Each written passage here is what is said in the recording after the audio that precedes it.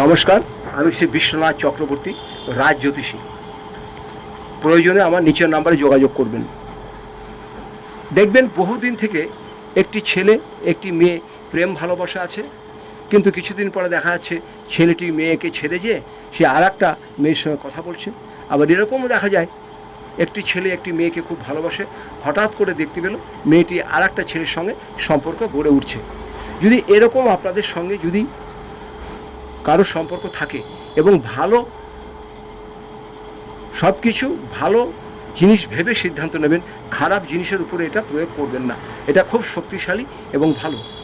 কোনো ছেলে বা কোনো মেয়ে যদি অপরকে ভালোবেসে থাকে এবং যদি সেই ভালোবাসাটা না টেকে বারে বারে ভেঙে যায়, তাহলে একটি ছোট্ট উপায় আপনাদের বলছি। দুটো ফুলবালা লবঙ্গ নেবেন, দুটো ফুলবালা লবঙ্গ নিয়ে একটি লাল সুতো নেবেন। লাল সুতো নিয়ে দুটো লবঙ্গকে একসঙ্গে জড়ো করে লাল সুতো দিয়ে প্রথমে ছেলের নাম গোত্র বলবেন, তারপরে মেয়ের নাম গোত্র বলবেন।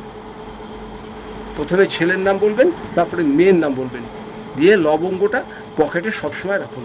মেয়েরা আপনারা পার্সে রাখতে পারেন, ছেলেরা আপনার বুক পকেটে রাখুন।